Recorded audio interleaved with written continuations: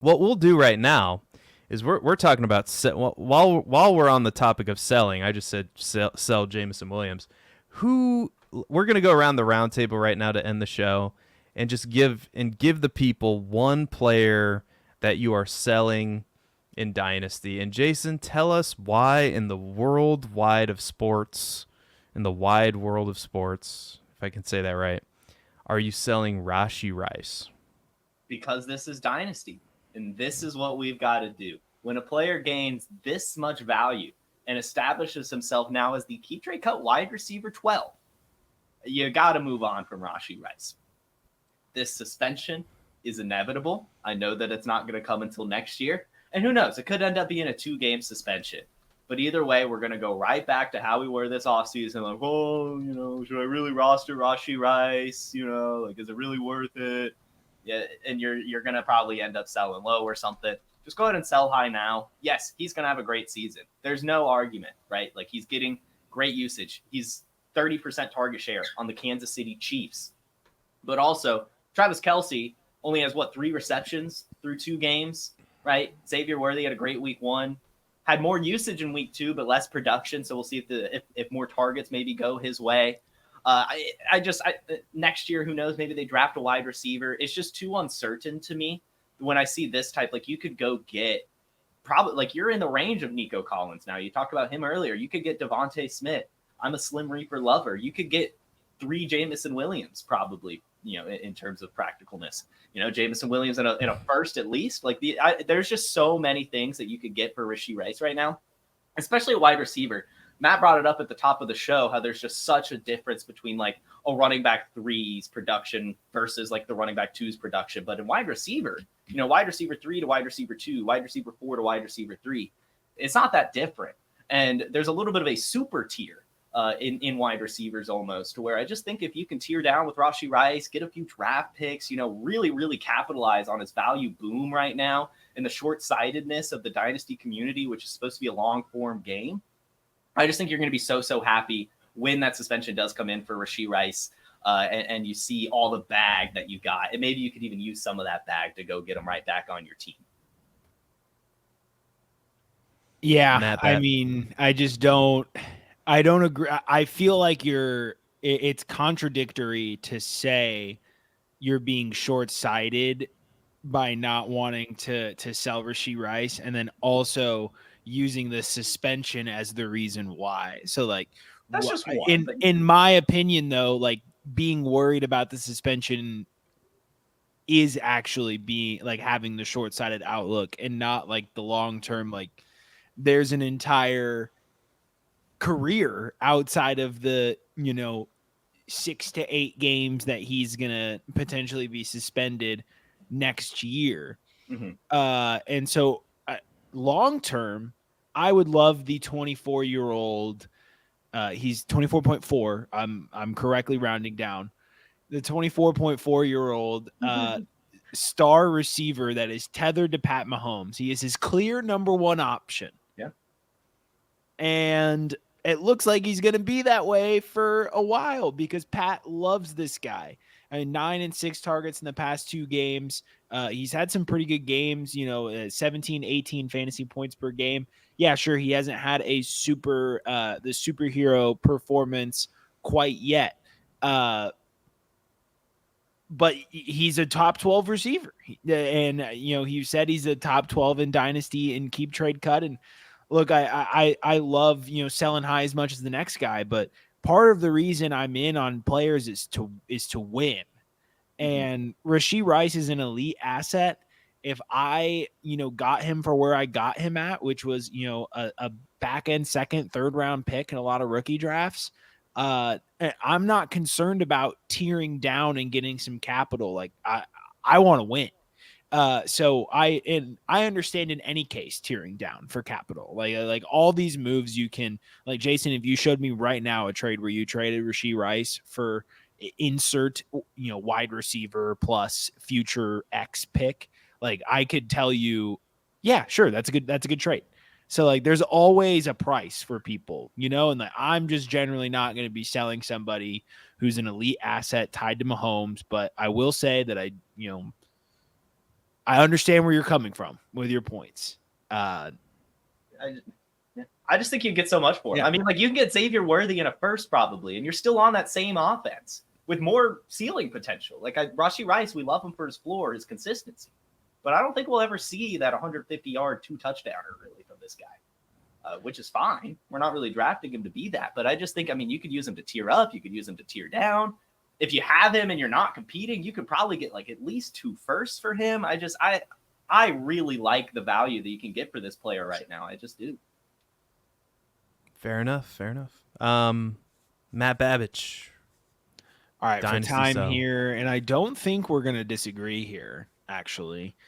But I wanted to bring someone different from the video earlier this week, and man, a player that just still sticks out like a sore thumb in their dynasty value is CJ Stroud. I can't have Stroud over Hurts and Lamar. I can't do it. I can't do it. Stroud through 2 weeks. I know 2 weeks. 16.5 fantasy points per game.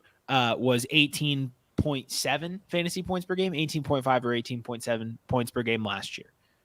Hurts and Lamar so far, 21.6 and 21.3 fantasy points per game, respectively. In their times as starters, Hurts and Lamar have never finished a season under 20 fantasy points per game. That is the floor that the rushing QB provides. And as we continue to see passing volume drop, have you noticed that Mahomes has not been the world-beating fantasy quarterback that he was in 2019, 2020, 2018? It's harder for him to be an elite fantasy option because he's not putting up 8 carries for 50 to 75 plus yards every week. And I just got to respect the floor. Like all of my super flex teams and all my quarterback, my 1 QB teams, if I'm going elite quarterback, it's a rusher. So I can't have Hurts or Lamar. And I know based on his facial reactions to this take, I know he's probably going to get mad at this one, but I will go as far as to say I will trade CJ Stroud for Kyler Murray plus extra. And that's just because I like winning. No, I will say this. I play mostly in 6-point passing touchdown leagues. And because of that, I do have CJ Stroud as my quarterback 1 in Dynasty, even ahead of Mahomes. And that's because of his age. I'm only 23 years old. But it also comes down to the league, too. I mean, the average lifespan of a Dynasty league is only 3 years. There you go. Yep. So that, to me, is what factors into CJ Stroud. Like, for me, like, I'm like, what you like about CJ Stroud is you're going to have him for like 10 years. But then you really have to ask, is your Dynasty league going to be around that long, too? And so I think that kind of factors into your valuation. But if you know, like, this is your home league, it's going to be around forever. I mean, like, CJ Stroud is that dude. Like, you're going to have him forever. He's going to be productive forever. I mean, he just put up 260 yards against that vaunted Chicago Bears defense that Seth loves so much. So I agree in that he's definitely not going to put up the points that Lamar and Jalen and Kyler do, but he will have the longevity. And I think that's kind of where that's factored in. But I'm not against you too much. I do get it. It's a different cup of tea for different people type of situation. Yeah, for a guy who said Caleb Williams and CJ Stroud would be the 101 and 102 in Superflex drafts, that's not looking great right now. We're talking startups, but yeah, you're absolutely right. You know, if it's a league, like if you're on safe leagues like I am, with those leagues that have never, I don't think they've folded a single league, or FFPC's never folded a single league, like I have no problem with rostering CJ Stroud. I didn't used to.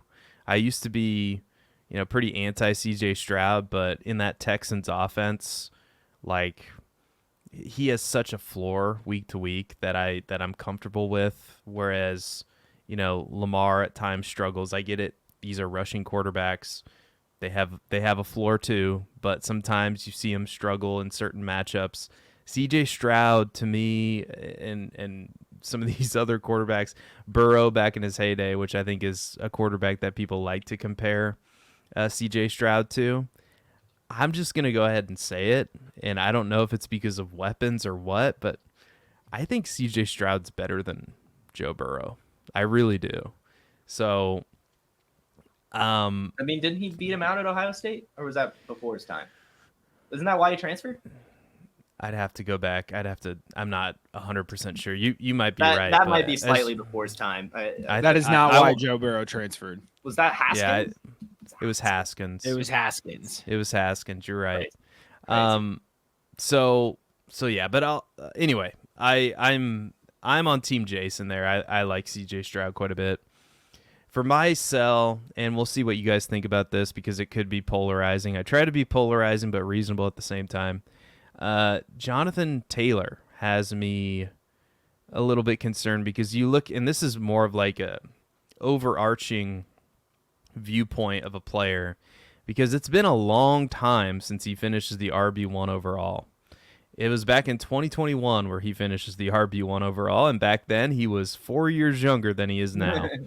And for some reason, people still have him inside the top 10 running backs. He's the RB7 according to Keep Trade Cut. However, he has not finished inside the top 10 in fantasy points per game, and he's been hurt over the last 2 seasons. He's not finished inside the top 10 in fantasy points per game since that 2021 season, where he finishes the RB1 overall. And this season so far, through 2 games, you would have thought, Anthony Richardson is going to elevate this guy, going to create running lanes for Jonathan Taylor. It's going to be amazing. But the problem is,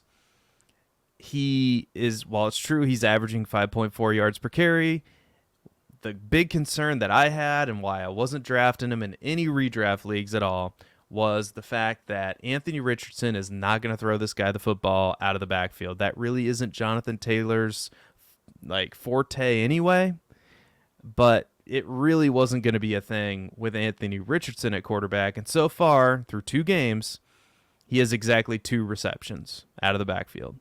So huge concern, especially in a PPR league.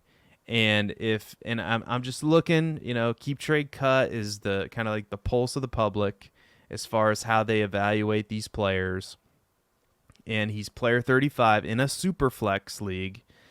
That means you could get Chris Olave. You could buy low on a Brandon Ayuk. You could get a Zay Flowers plus, Xavier Worthy plus for a running back who, dare I say, he's 25 years old. He's getting close to the age apex. He's getting close, and he hasn't produced at his value currently over the last 3 years. So I think now's the time to sell while there's still some hype left on the player.